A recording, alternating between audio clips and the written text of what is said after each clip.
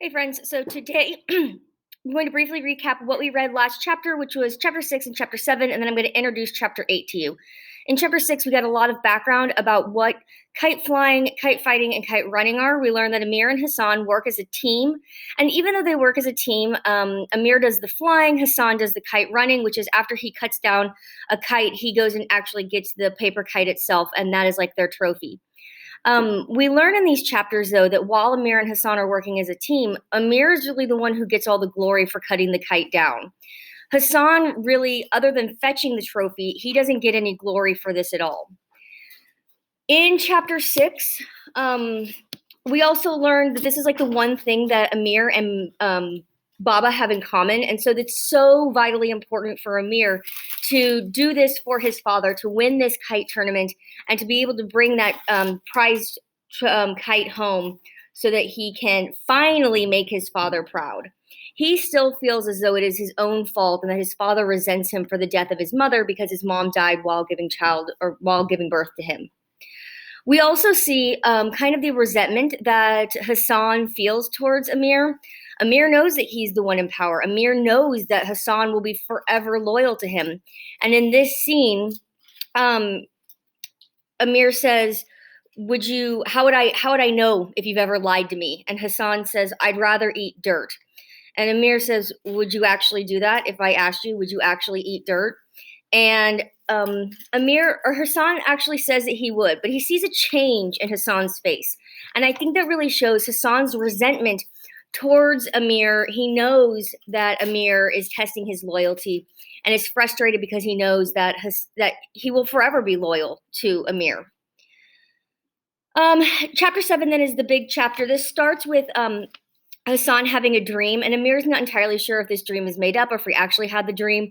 But in the dream, the boys are going to go swimming at this lake. There's a bunch of other people there, but they're all afraid that there's some monster swimming in the bottom of the lake. And so nobody else will go in, but Amir and Hassan do.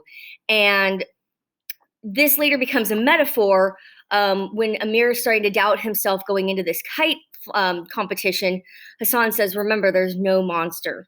And as we get through this chapter, I think we can start to ask ourselves, was there really a monster all along? Was that monster metaphorically Amir and his lack of action, his lack of courage?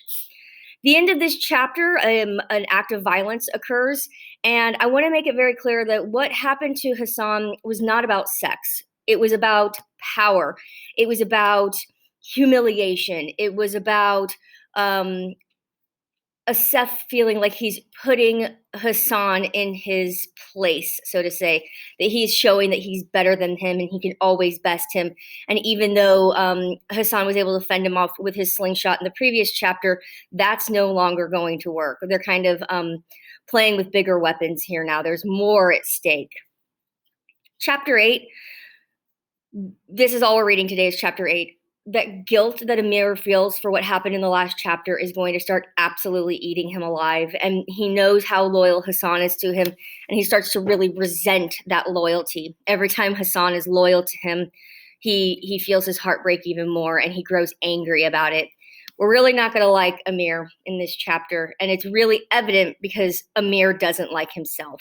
And that self-hatred, that self-loathing is so apparent, and because of that, he makes really, really poor decisions, really poor, aggressive. I don't even want to say aggressive because everything he's done has been so passive aggressive. Everything he's done so far has been a lack of action, and we're going to continue to see that lack of action, that lack of like really having a spine or a backbone or standing up for anything that's important, like his friendship with Hassan. So that will develop in this chapter. You will have a quiz over chapter 8, and then there is a no red ink for this week. I have the link that is in today's announcement, and that will take you to sign up for a new course. Just for my gradebook, it's easier if I have everybody in the same course rather than divided up by hours. I had last semester people were signing up in whatever hour they wanted, and it was really hard for me to find grades. So re-sign up for no red ink.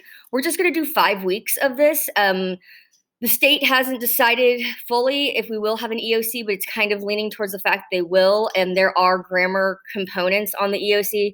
So it's really important for both of us that you have access to that information and you're practicing that habitually. So again, we'll do that for the next 5 weeks, and then kind of like last semester, I will give you an extra credit opportunity. So that should be it for today. As always, email me if you have any questions. Don't let yourself get stuck. Don't let yourself fail this semester.